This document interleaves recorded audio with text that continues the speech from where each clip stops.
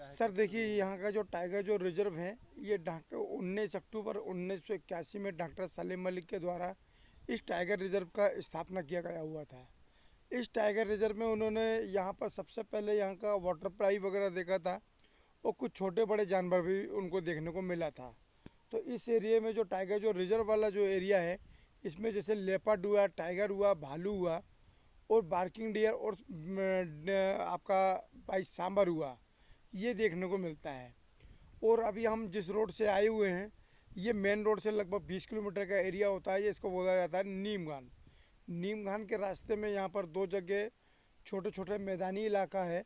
वो मैदानी इलाके में यहाँ पर जो एनिमल्स देखने को मिलता है, और वो देखा करते हैं। और बाकी ये दूसरे जो पहाड़ी इलाका में यहाँ पर जो सबसे ज़्यादा पाए जाने वाला बाइसन है, वो देखने को मिलता अच्छा, है। तो इसके अलावा एक और महत्वपूर्ण चीज़ है कि जैसे ये जब टाइगर रिजर्व बना उसके पहले यहाँ पे 3-4 गांव थे जो आप बता रहे थे, तो उन गांवों के थोड़े बारे में बताइए, उसका नाम यहाँ के बताइए। जो पहले जो गांव वगैरह थे, तो यहाँ पर एक बदकछार एक गांव था, जो आदिवासियों से भरा हुआ हुआ था। और जो कि बेगा हुआ, कोरकू हुआ, भोपा हुआ, ये इनकी प्रजाति हुआ करती थी। माबासी हुआ। ये सेकंड में यहाँ पर एक नीम घान करके है। इस एरिया में भी भोपा और कोरकू प्रजाति के आदिवासी रहा करते थे। और उनका जो व्यवसाय जो मुख्य धंधा था, ये पचमढ़ी के जो आयुर्वेदिक जड़ी बूटी संपदा वगैरह होता था।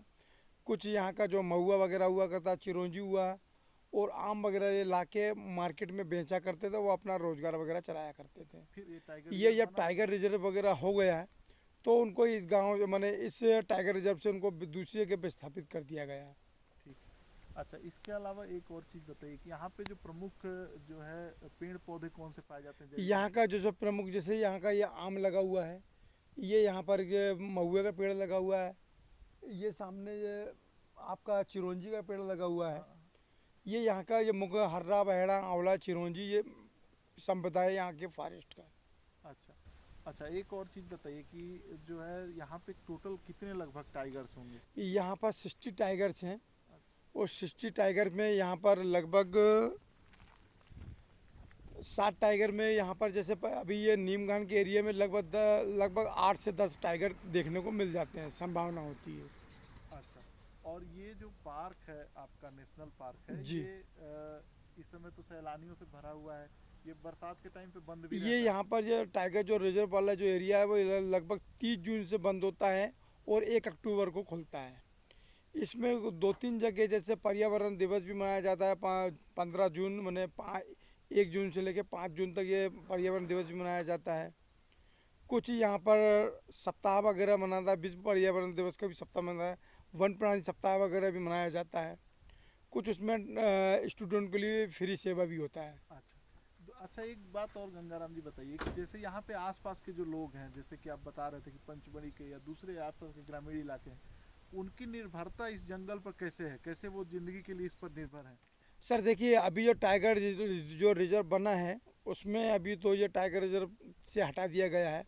पहले उनकी जो आजीविका की थी। नहीं नहीं, मैं दूसरी चीज पूछ रहा हूँ। जैसे यहाँ पे पंचमढ़ी के जो लोग रहते हैं, जैसे आप हैं या ये हाँ, ड्राइवर साहब हैं हमारे साथ, हमारे यहाँ जो पचमढ़ी में जो है वो केवल पर्यटन पे डिपेंड है। पूरी तरह अगर से यहाँ इस का, जंगल हाँ, पे पर्यटन पे पर्यटन डिपेंड पे डिपेंड है। अगर यहाँ पर पर्यटक आएगा, तो यहाँ के लोगों को रोजगार मिलेगा। यहाँ पर कोई खेती किसानी नहीं है, और ना ही यहाँ कोई फैक्ट्रियाँ हैं। है।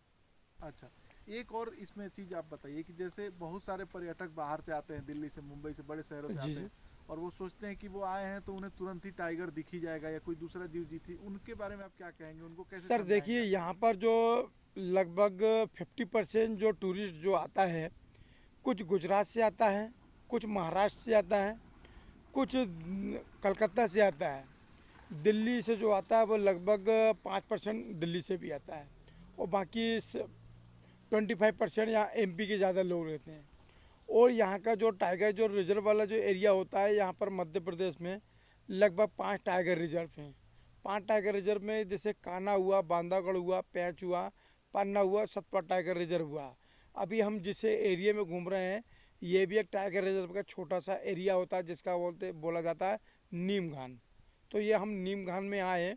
ये मेन रोड से लगभग 20 किलोमीटर के दायरे में आता है। नहीं, मैं ये कह रहा हूँ कि जैसे कई सारे पर्यटक ऐसे आते हैं, टूरिस्ट, जो कहते हैं कि हमें टाइगर कैसे भी देखना है, दिखा दो।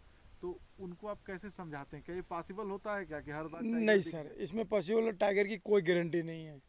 जो बड़े बड़े जैसे बांधवगढ़ हुआ, टाइगर कान्हा हुआ, इसमें टाइगर की पूरी फुल गारंटी है। और हमारे एक टाइगर रिजर्व है मड़ई, उसमें अगर टाइगर नहीं मिलता है तो वहाँ पर हाथी शो के द्वारा हाथी का शो करवाते हैं। वो टाइगर को 4 हाथी के द्वारा उसको शो रोका जाता है, फिर वो टाइगर शो कराते हैं।